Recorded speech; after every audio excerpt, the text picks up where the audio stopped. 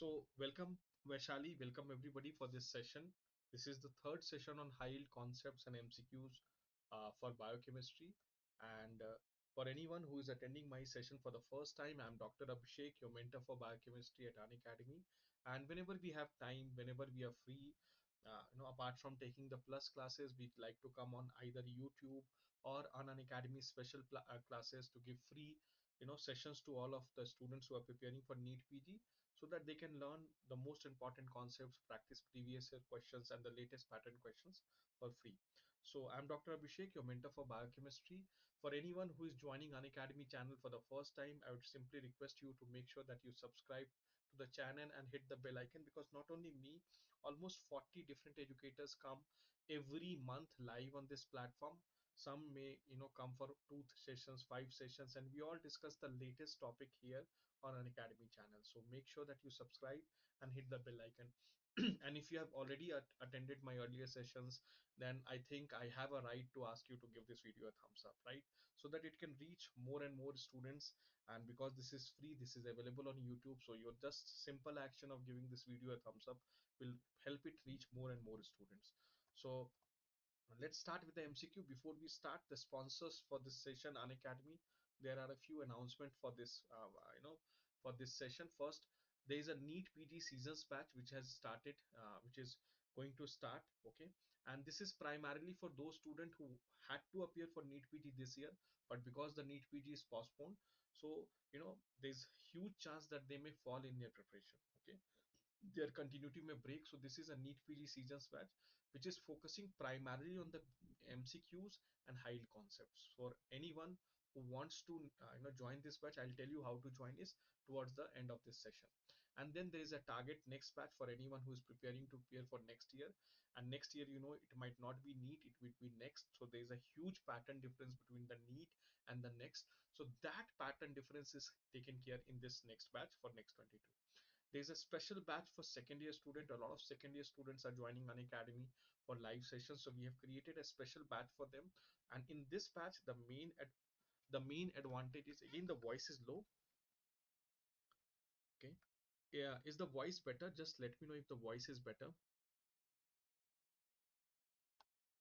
Is the voice better now? Or I think now it will be better, right? So there was some setting issue. So this is for my second year students. Okay, and you know uh, the the main focus of this batch is that you should be prepared for your prof examination, and as well as you should have the extra knowledge to clear your PG entrance examination.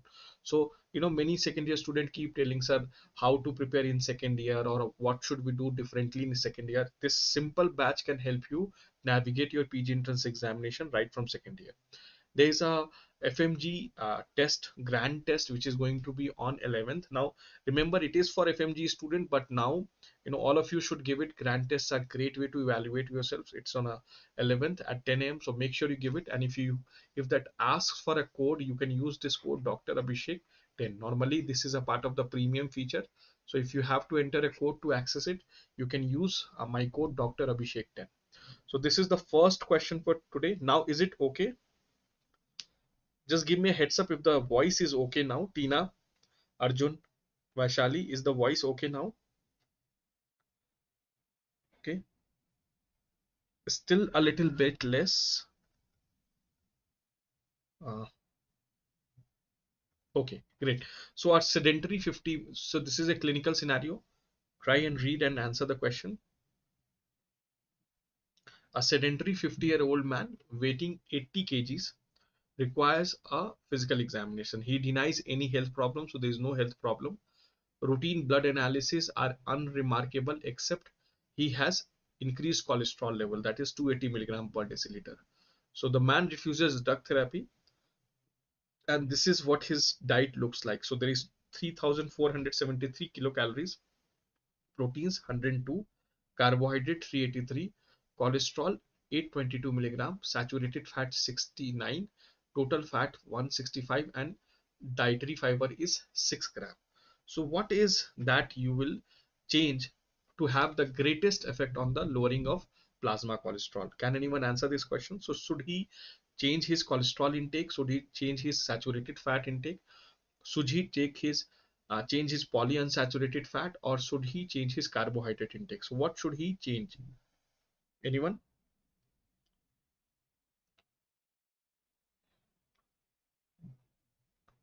So what should he change so that there is a maximum impact on his increased cholesterol level?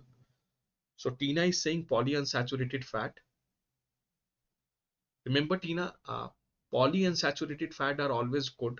Okay, they will never increase in cholesterol. Anyone else wants to answer this question? This is a very important question, and these are the latest trend questions which you can. So Salugna Roy says B, Artika says C. Anyone else? Anyone going for A, cholesterol? He should reduce his cholesterol in the intake because primarily his cholesterol is increased. Anyone? So Ganesh also says B. So if you see, the major problem in this person is his high calorie intake.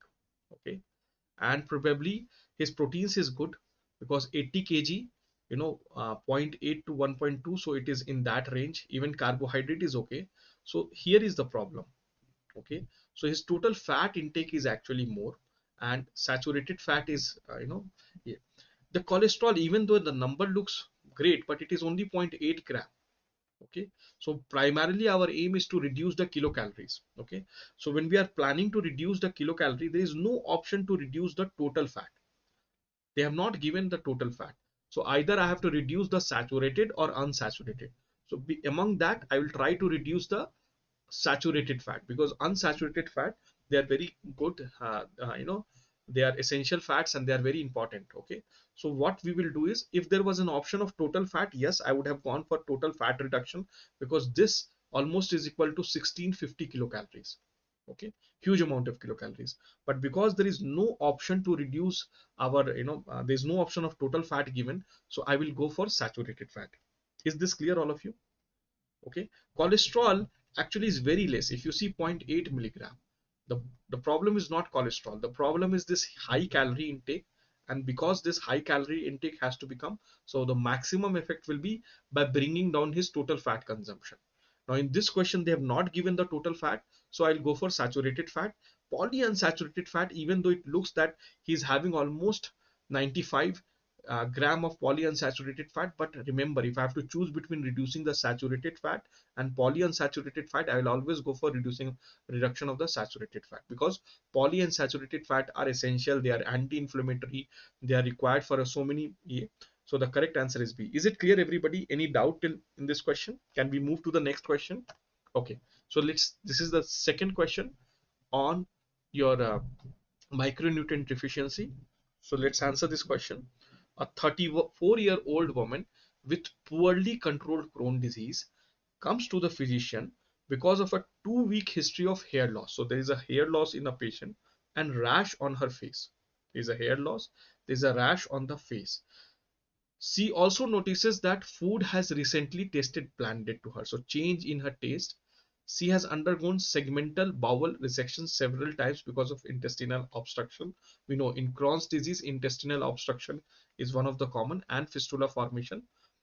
Examination shows several bullous erytheromatous perioral plaque. Again, this is a very important clue.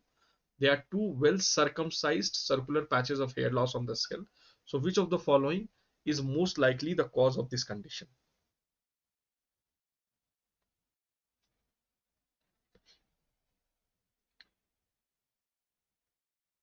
So remember, this is a very classical case of zinc deficiency. Okay, and we know there are some very clear parameters for zinc deficiency. One, hair loss, one of the major, micronutrient deficiency, which will be causes, which will cause hair loss. Second, change in the taste, eugesia, again very classically seen in your zinc deficiency. And third, perioral, around the orifices, around the oral cavity or around the ear. So these are three very classical, uh, which will point towards the zinc deficiency. So I think all of you have got this question correct. Very good. Let's answer this question. This again is a clinical scenario question. A 39-year-old woman is brought to emergency room complaining of dizziness. She recalls getting up early that morning to do as much shopping as possible and has skipped breakfast. She drank a cup of coffee for lunch and has nothing to eat during the entire day.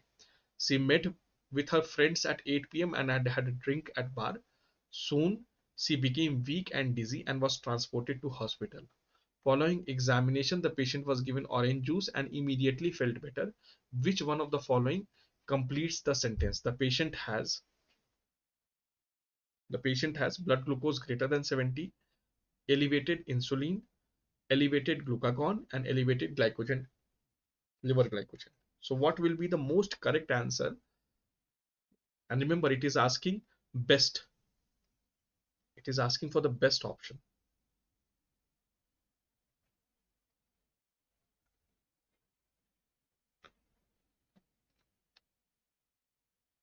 So Roy is saying C, Nitu is saying D. Okay. Now remember, so this person, what is the fasting state? We know there are 4 stages of fasting. Okay. So we have got our early fasting. Early fasting is generally overnight, up to 16 to 18 hours, 4 to 16 to 18 hours. Then we have got fasting. So fasting is from 16 or 18 hours to 48 hours. Then we have got prolonged fasting, and then we have got starvation, prolonged starvation. Okay, right? And this is 2 to 5 days, and this is more than 5 to 7 days. Okay, so this person has entered into what you called as fasting state, fasting proper. Okay, so obviously in this case, by this, once the person is in this stage, the glycogen content will be absolutely zero. Okay, by the end of early fasting, the glycogen level is almost depleted. So this is definitely an incorrect option. Now elevated insulin and elevated glucagon. Now this person is clearly in a fasting state, so it cannot have elevated insulin. Yes, it can have elevated glucose, elevated glucagon, and blood glucose greater than 70 milligram percentage. So we don't know if it may be correct, it may not be correct, because the person was immediately having A, and the blood glucose might have dropped to 50 or 60, and still it may be low, just considerably increased. So again, we are not very confident of this, but one thing we are very confident is the patient will have elevated glucagon level, because the patient is in fasting stage. So the correct answer will be C. Is this clear, all of you? Very good, Roy. You have correctly mentioned the early fasting and the fasting states duration. Exactly. Let's answer this question. This is again a very important question. A 35-year-old woman comes to physician because of a 1 day history of swelling and pain in left leg. Okay.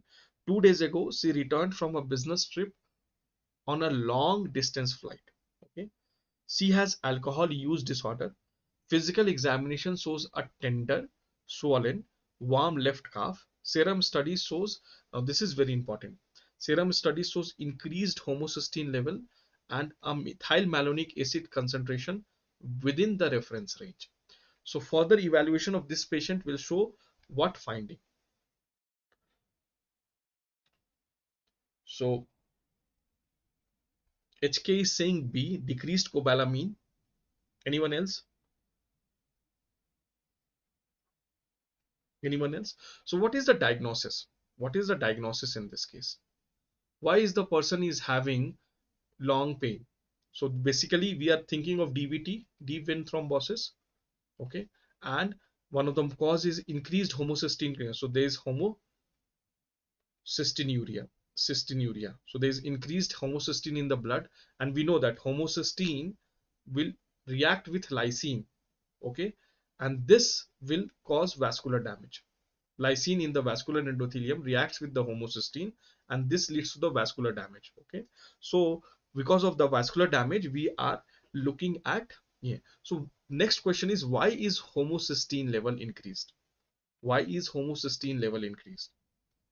Okay, now here if you see, methyl malonic acid concentration is within the reference range. So what is this indicator? Methyl malonic acid is normal. So what do we say, that what is normal? B12 is actually normal, because B12 deficiency will cause an increase in the methyl malonic acid level. Is this clear? Is this clear? So this is definitely wrong, because if there was a methyl malonic acid level is in normal, so cobalamin cannot be decreased. Now let's look at this option, increased fibrinogen. Now we know that DVT, the fibrinogen will not be increased, the fibrin will be increased. Okay, so this again is wrong. The next is decreased folate concentration. Yes, folate concentration, we know that when this homocysteine is converted into methionine, two vitamins are required, B12 and folic acid. Okay, here if B12 is normal, then obviously if folic acid is decreased, then also the homocysteine level will increase. Okay, is this clear?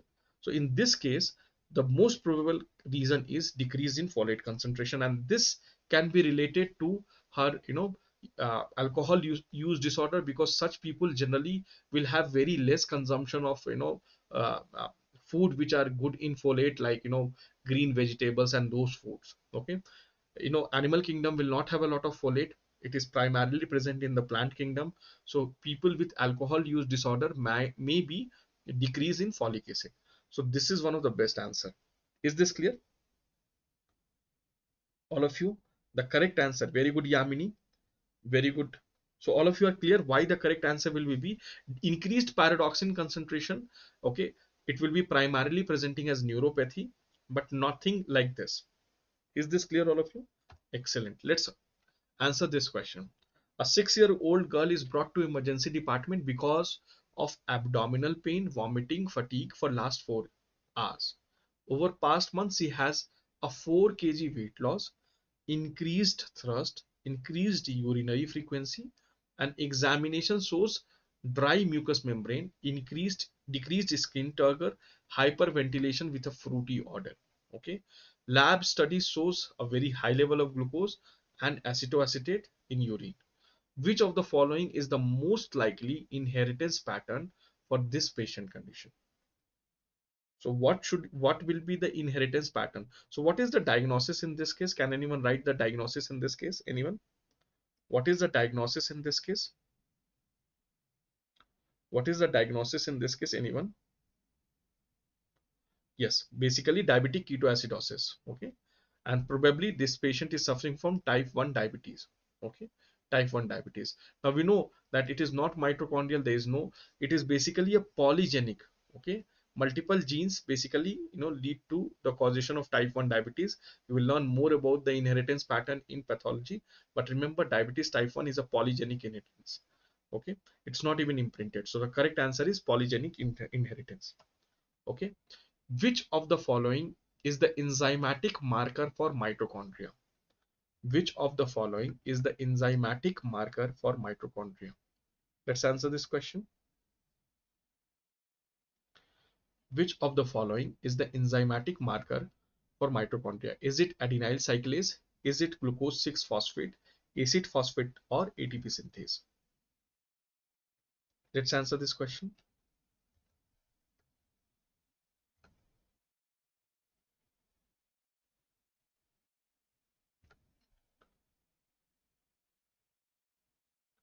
So Tina is saying C, Maria is saying B.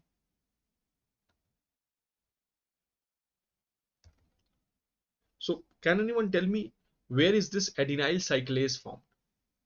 Adenyl cyclase. Which organ it is found?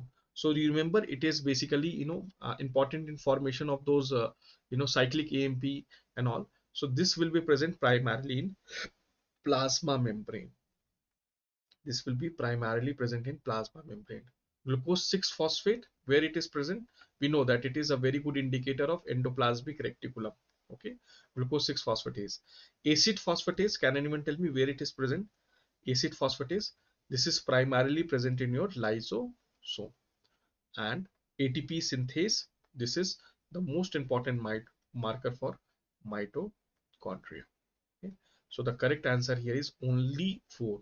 Only ATP synthase among all the options given is the best indicator for your mitochondrial life. Okay, so very important, what are the marker enzymes for cell organelle? So for plasma membrane, it is 5 nucleotidase, adenyl cyclase, and sodium potassium ATPase.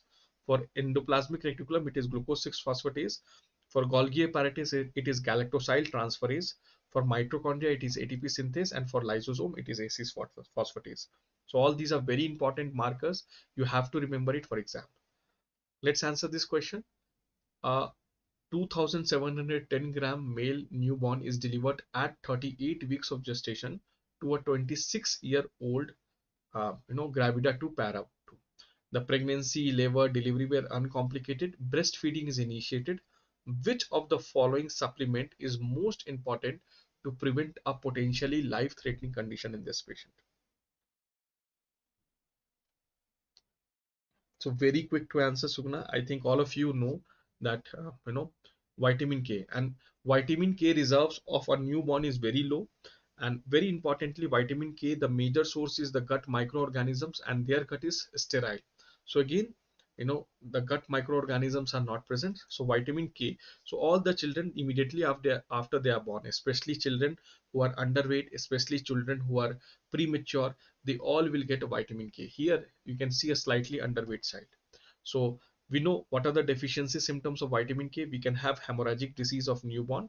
So it will present like this. You will have ecchymotic passage on the dependent part. And in adults, you can have basically post mucous membrane hemorrhage, post-traumatic internal bleeding and all that. So there is a prolongation of PT time and clotting time. And so this is about the vitamin K deficiency. Let's answer this question. The red line in the graph shows which kind of enzyme inhibition. The red line in the graph shows which kind of enzyme inhibition. The red line in the graph. So what we are seeing in the graph, we can see that the Vmax is remaining the same. So it's a reversible inhibition. Remember, whenever Vmax is same, we are talking about a reversible inhibition. Whenever Vmax is decreased, we are looking at an irreversible inhibition. Okay, and Vmax cannot be increased in any kind of inhibition. Now let's look at the Km. Now Km also is increasing. Okay, so basically Km is increasing. Again, we can have both competitive and allosteric inhibition, because in both of the inhibition, the Km increases and Vmax. So this is ruled out. This is ruled out. So how will you say it is competitive or allosteric? Anyone?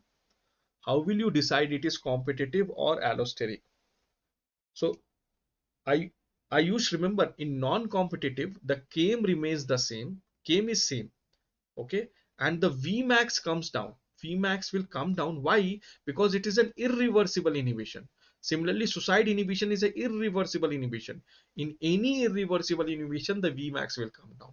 In any reversible inhibition, the Vmax will remain the same. So because the Vmax is same here, we know that these two possibilities are ruled out. But both of these will have the same Vmax and the Km will increase. So how will we decide?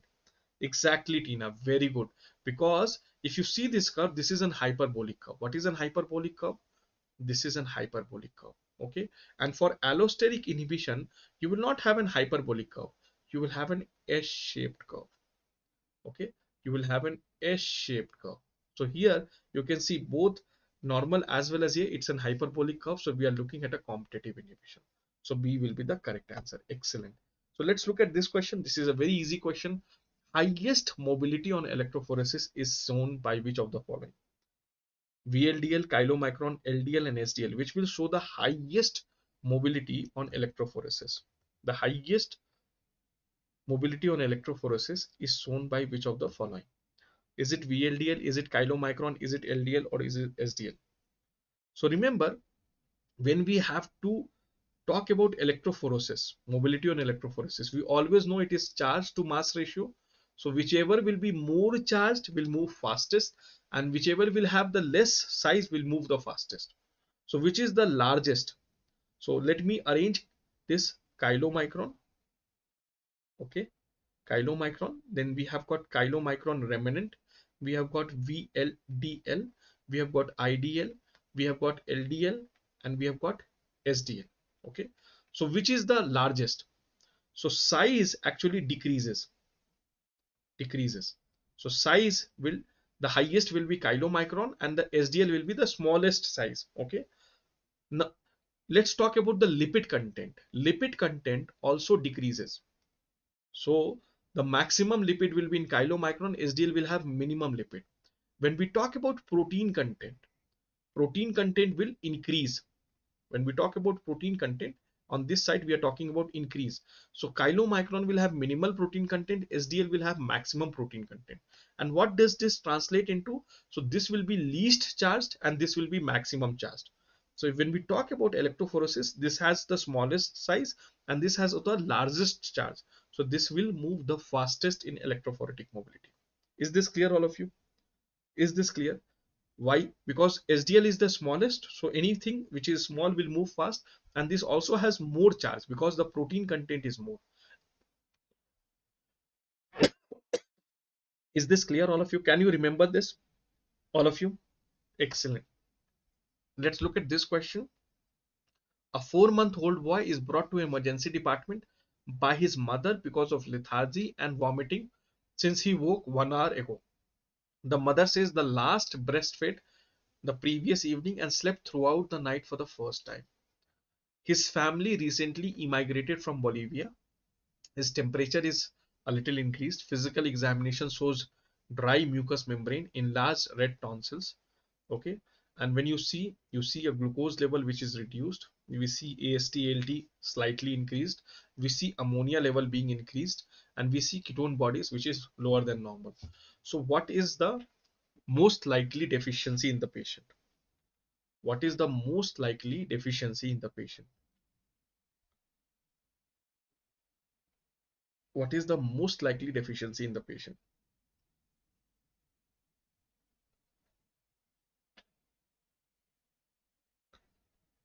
So Rajaram says D, Neetu says D. Anyone else? So what is the most characteristic finding you are seeing? So the most characteristic, Anjita also says D. The most characteristic finding is the glucose level is low, but the ketone bodies never rise. What is this called as? This is called as hypoglycemic, hypoketotic. Okay. Normally what happens when the glucose level will go down, the ketone bodies has to come up. Okay, right? So but there is this condition which is called as hypoglycemic hypoketotic condition, which is primarily when there is a problem in beta oxidation of fatty acid. Okay, beta oxidation, any disorder of beta oxidation either in the carnitine transport system or this medium chain acyl CoA dehydrogenase, because this medium chain fatty acids will not be broken. Any beta oxidation disorders, okay, will present as hypoglycemic hypoketotic disorder. Even in galactose 1 phosphate uridyl transferase, okay, there are 2 3 major things. First of all, it will present at a much earlier age because it is classical galactosemia. So what is the age of presentation? It will present in first week of life. It will not be 4 months, and then it will present with severe hypoglycemia which is seen, but the ketone bodies will increase. Okay, ketone bodies will increase. Is this clear? So primarily it will be medium chain K. And when you see this, reddened and enlarged, enlarged and reddened tonsil. So this is because of the fatty acid deposition, because those fatty acids are not being broken down. Okay. Phenylalanine hydroxylase, phenylketonuria, again, primarily presentation will be mental retardation and all that. And again, less than 1 week. Okay. And this is much later in life, around 2 to 3 years.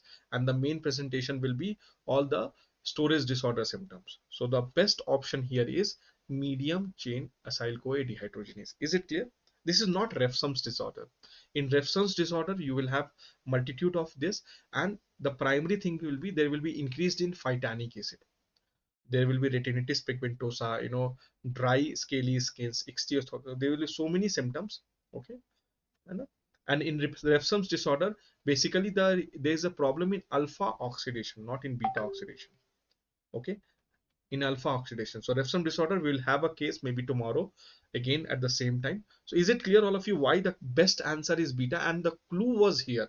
The glucose is low, but the ketone bodies is not rising. Yes, there is no other symptom like dermatitis, and Refsum disorder presents pretty late, because what happens primarily in Refsum disorder, your branch chain fatty acids is not metabolized.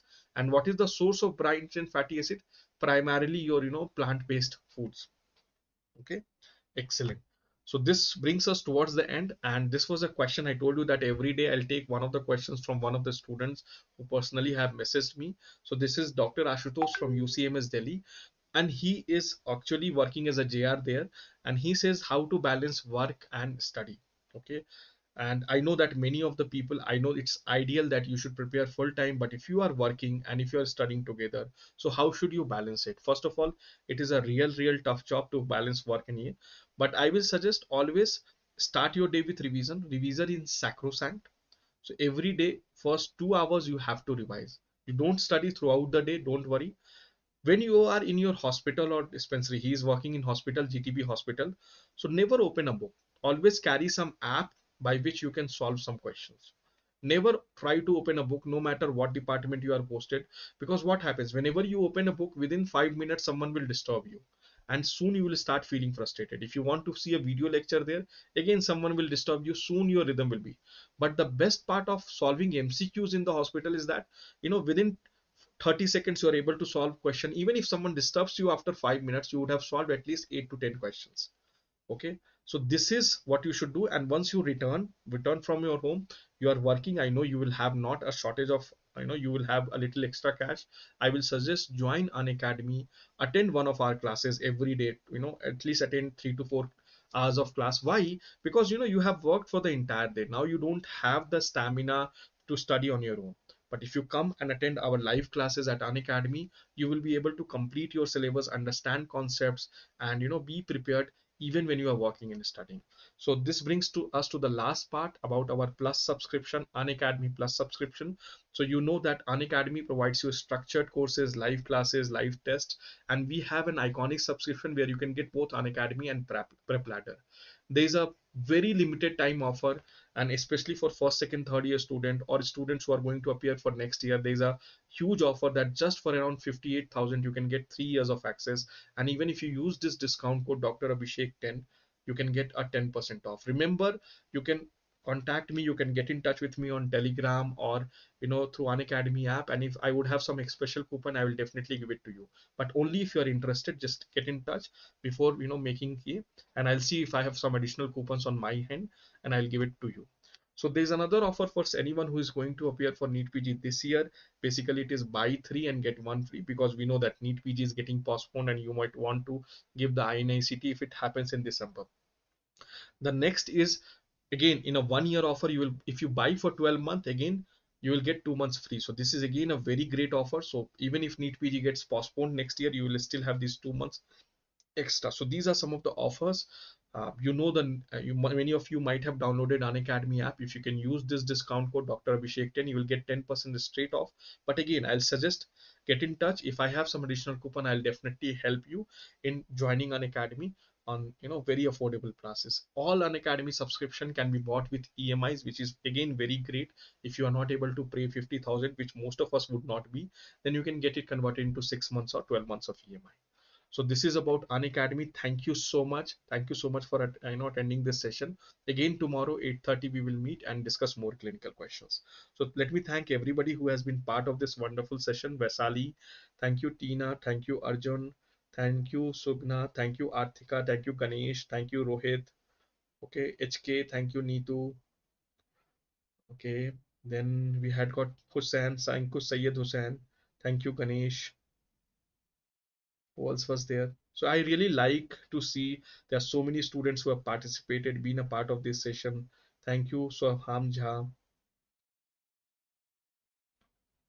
Thank you all. Thank you, Yamini, Alexandria. Okay, and hope you share this video. There is a share button. All you have to do is press that share button, share in the WhatsApp group of your friends. Look, frankly speaking, we are a part of the Plus program for Unacademy. We come on this YouTube platform, we come on this special classes so that whatever we can give it for you. And these are all latest questions. So you should also share it away so that more and more of your friends can benefit from it. Thank you so much, guys. Let's again meet tomorrow. Take care. Bye.